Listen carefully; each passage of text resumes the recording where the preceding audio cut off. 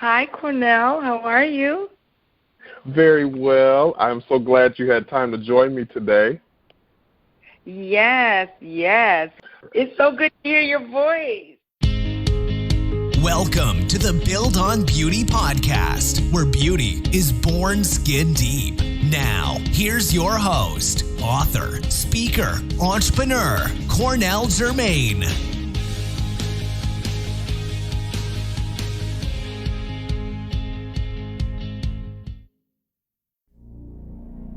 It's your time. I'm going up beyond. And it's my time.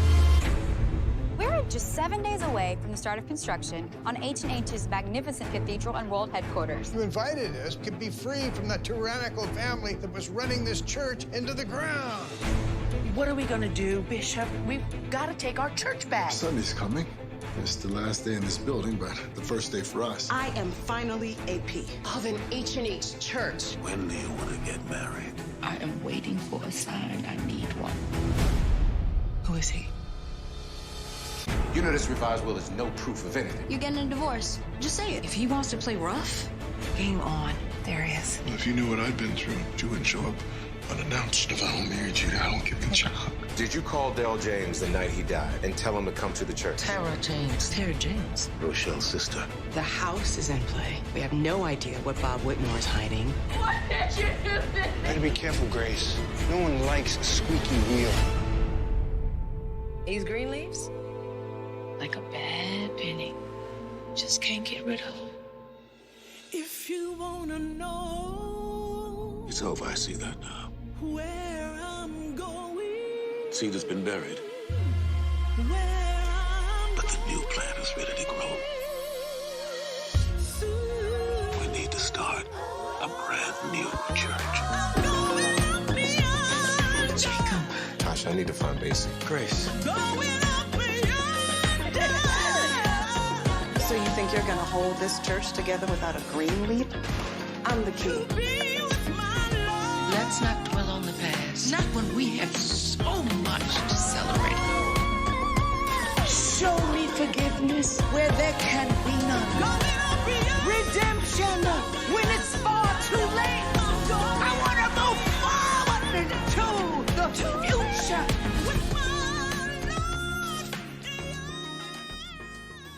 Thank you for joining me. I have a special guest with me. She is a Hollywood legend who has starred in films like The Josephine Baker Story, Thin Line Between Love and Hate, Eve's Bayou, and many, many more. And she's currently starring in OWN's hit drama, Greenleaf.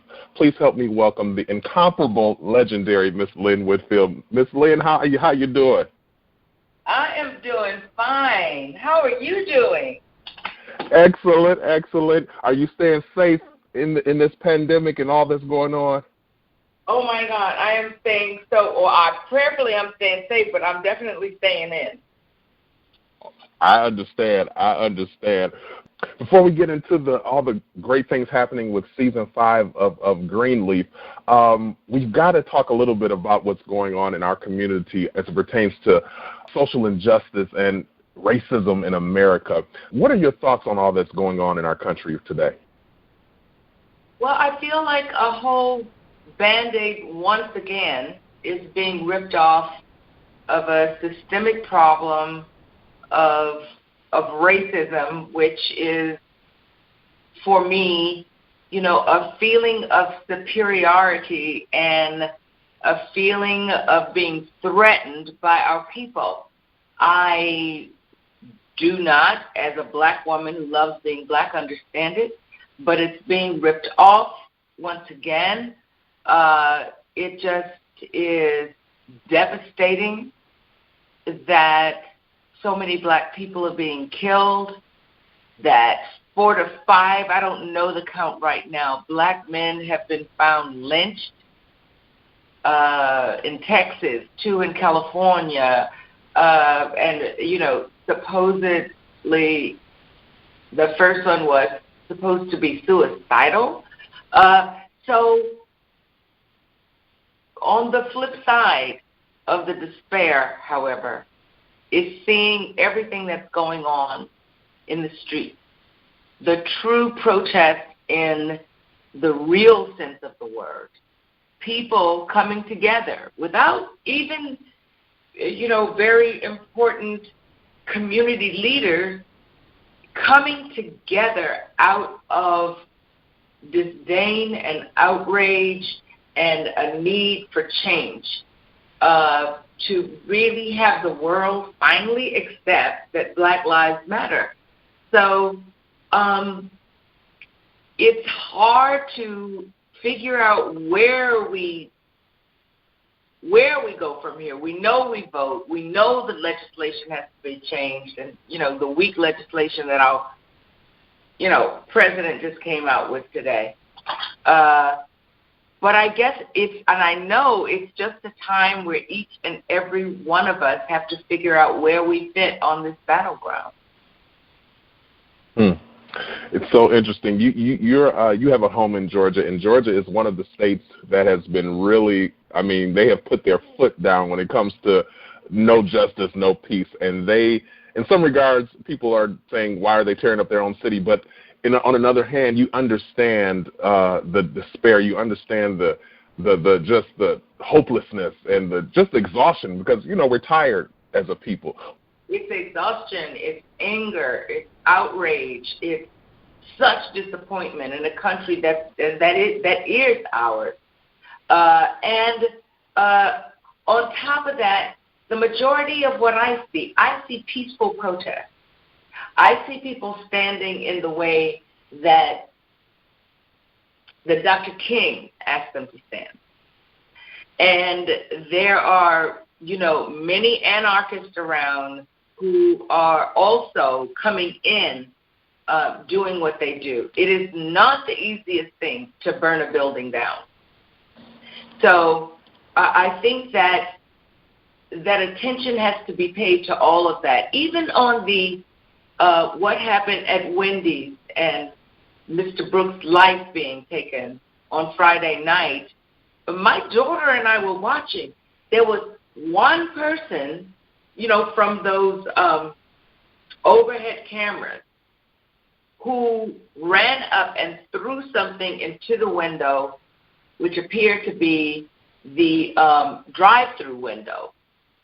And the firemen there, curiously, did not try to put it out. They said, well, we're going to, the firemen are, as long as this fire doesn't jump to another building, they're not going to interfere. And I don't understand that. So I feel like a lot of this looting and burning it definitely is not the majority. And I think it's very specific. And I think that it's being used as a decoy for the real purpose, a decoy by people who want us to look bad, who want the protesters to look bad, who want to change it from a peaceful protest to terrorist groups who are destroying our property. So we have to be very careful of pinning every action in these protests on all the protesters, because it's not true. That is so true. In many of these cities, we see a lot of people that don't look like us on the front lines, which in my lifetime I haven't seen. All of my recollection is Dr. King and all those that were with him, and you didn't see a lot of white people on the front line fighting for black issues. Is that something new, or is this something that white people have always done throughout history? I think it has to do with the numbers of people who are coming out now. There have always been people of all races who understood that the injustice in our judicial system and the inequality in our country. But I think now, with Mr. Floyd's death, it was just so excruciating to observe the cavalier nature in which that policeman kept his foot on his neck for 8 minutes and 46 seconds with his hands in his pockets, rolling back and forth. I think that image has a lot to do and how long it was, just seeing the cruelty in it.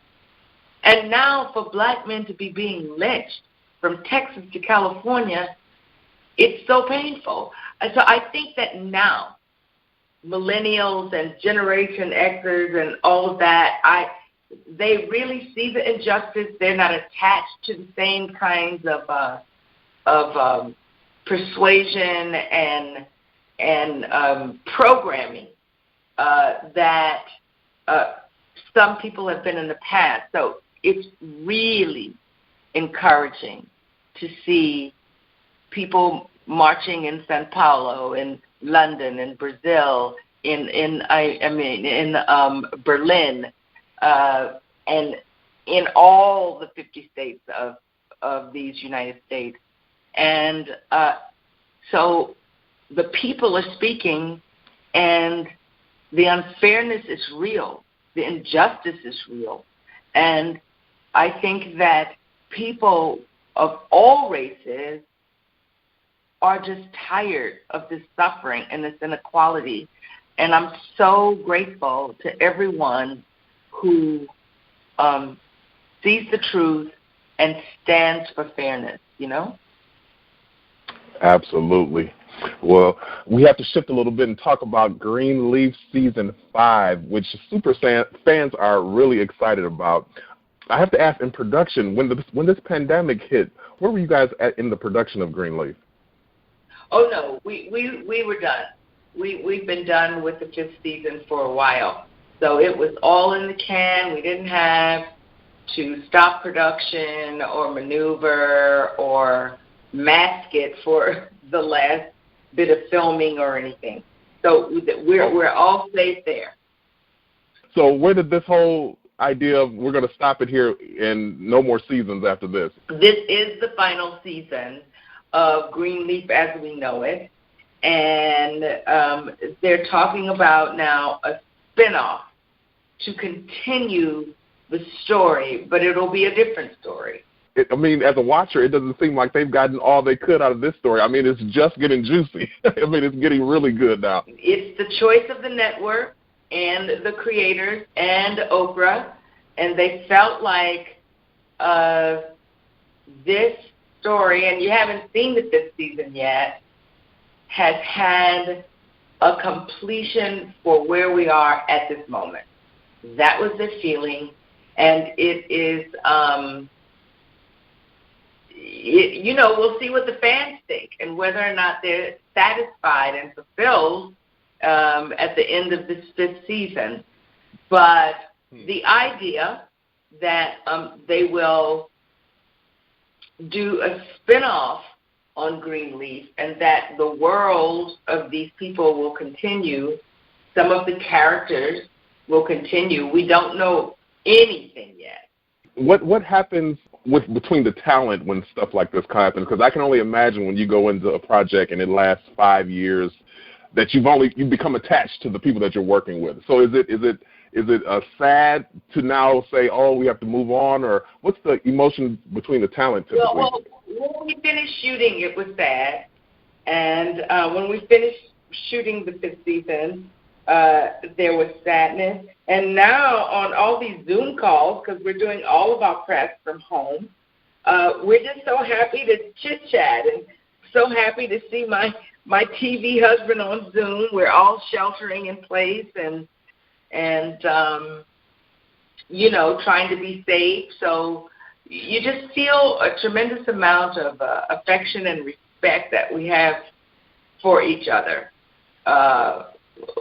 within the cast. And yesterday it was lots of giggles and jokes and reminiscences as we did our press. So it's such a blessing to be involved in something that actually becomes a classic, which I think Greenleaf has. I think it'll stand the test of time.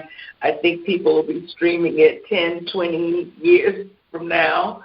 And it's just such an honor to do that, to do something that's not disposable entertainment, Earlier this year, you were a recipient of the NAACP award for your work on Greenleaf. What was that moment like for you? Oh, it was great. It was great last year and this year. I was so honored that they appreciated the performance, and it means a lot to me because their awards are voted on by their membership.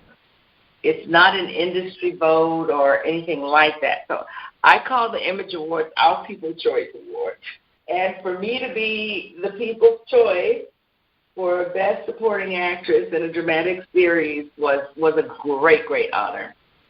Well, Ms. Lynn, you've been the People's Choice for many years now. Many in our community revere you as a living legend, and the fact that you're still in the business working is even more exciting. How do you feel about that title, wearing that title of living legend? I loved it. I mean, I love the affection that I received from people who supported my career all these years. As far as living legend goes, as I sit here in my house shelter, I don't know. I don't feel that way about myself. I feel like the love and affection and support that I get from my fans and the fans of the show only means that, I need to have a continuum of work. I love storytelling, and I want to do more things that people are entertained by, that they're proud of, engaged in. So it makes me want to do more work and better work and keep this relationship going that I've had with my fans who support me, I think if you become too impressed with yourself, it leaves the door open for work that isn't your best. That's good. That's good. Speaking of work, one can only wonder, is it easier for the Lynn Whitfield of today to get secure roles than it was for the Lynn Whitfield maybe 30 years ago? Oh, well, for sure. The flip side of that one is that people think they know what you do best at this point, So they'll tend to say, oh, we should get Lynn Whitfield. She knows how to do this, as opposed to we should look at Lynn Whitfield and see this is so different and see what she brings to the table, So, but yes, I mean, there always seems to be something. In fact, when COVID-19, just hit us so hard, I was on my way to New York to do a play called Blue, directed by Felicia Richard, that there's a move to make the Apollo a Broadway house, where they have extended, they can have extended plays. And that's what I was about to do, which I was invited to do. So I do get, invited to do some really nice projects. That would be amazing. Making Apollo a Broadway house. I'm thinking it's for Black productions specifically. But yes, there's a big move separate and apart from anything that I'm doing, that because there are only 40-something Broadway theaters in New York City.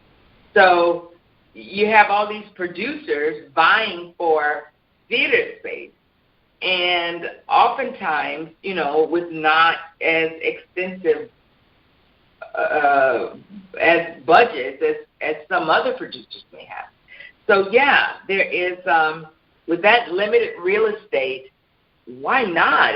It'd be so great for the Apollo to be a Broadway house when it decided to be. Talk about that difference between the silver screen or the big screen and the theater, the stage. Is there a difference in the performance for an actress? Yeah, I mean, in theater, you've got to hit, your performance has to be understood and felt in the very back row of a theater. And so it's got to be projected out and still be the truth. In film, close-ups and everything, it brings the audience into you. In theater, you've got to kind of project it out to the audience.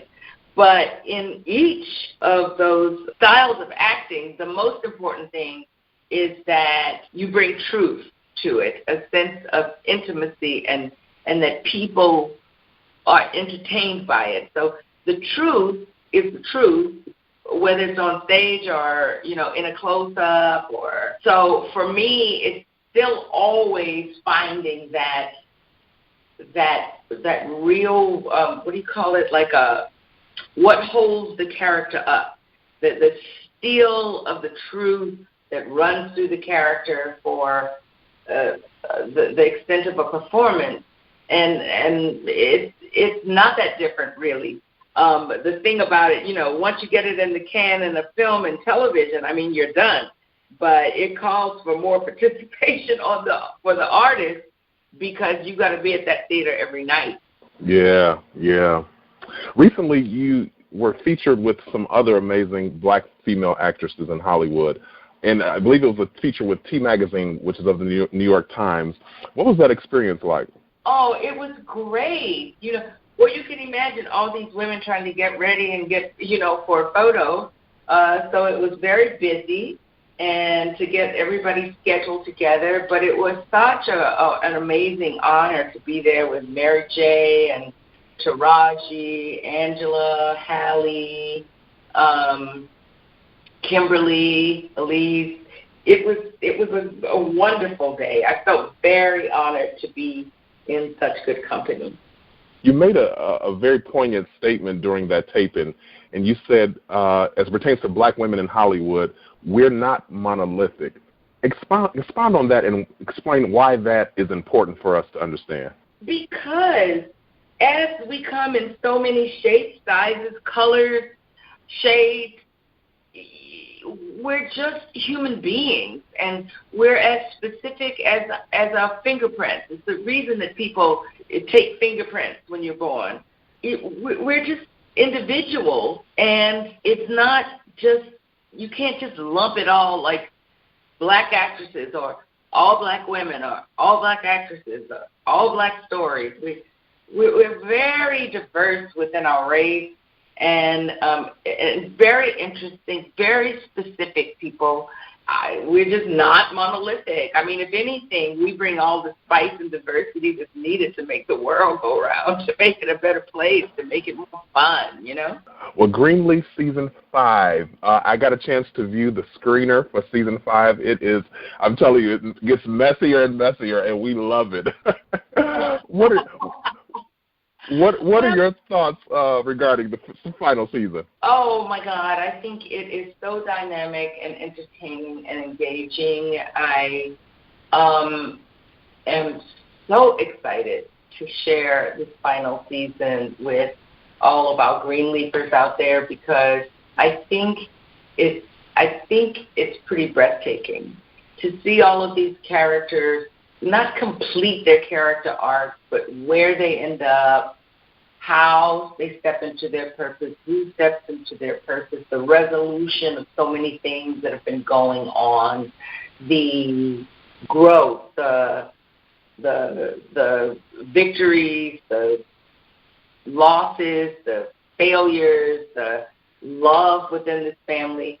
I'm very excited to share this season, and I want to definitely hear what people think about it. You play an awesome First Lady, and one could only wonder, do you think you could be a bishop's wife in real life? I do not. I do not. You say you don't want any parts of it? No. It's so, you've got to answer to so many people, and I don't know if it allows for, I think it's a very demanding life, and there's so many people, whether you have to or not, who feel that you need to answer to them. I definitely don't think I'd be a good First Lady in real life. I think that's why I'm objective enough to find the truth in her and the humanity, and the parts of her where your heart goes out to her and all of that, because it's so different than I am. Playing Lady May for 5 seasons in Greenleaf, what has Lynn Whitfield learned from the character Lady May? That you can't really run everything, that at some point you've got to surrender yourself to circumstance, to God's will, that you can't really control it all, and the importance of taking in what other people want, what they need. Also, her not really, deciding to dedicate her life to being a first lady and this family and the church, and never, ever really having stepped into her purpose as a pastor in her own right. I kind of feel like that's not ever where I would want to end up, and to help me to, be more receptive to hearing other people's needs and keeping my eyes peeled, not denying truths and all of that kind of thing. Yes. Well, Ms. Lynn, we're getting ready to wrap, but before I let you go, I have to play a little game with you, if that's okay. I give you two options. You give me your favorite out of the two. Cooking or cleaning? Cooking. Music or movies? Music. Coffee or tea? Coffee. The Josephine Baker Story or Eve's Bayou? I love them both. They were so different. Oh. Okay, then last up, Grace or Charity? I'll take my Grace, because my daughter's name is Grace. I'll take my Grace. Well, that's a good pick. Well, Ms. Whitfield, I appreciate you joining me. Thank you so much. Let's stay in touch, because, it's always great to talk to another artist in its own right, and you're a great artist yourself. Thank you so much. You stay safe, and I'll be in touch. All right. Take care. Bye. Well, this has been the Build on Beauty podcast, where beauty is born skin deep. I'm your host, Cornell Jermaine. Until next time, let your soul be made whole. Take care. Thank you for listening to the Build on Beauty podcast. For more information about our host, please visit CornellJermaine.com.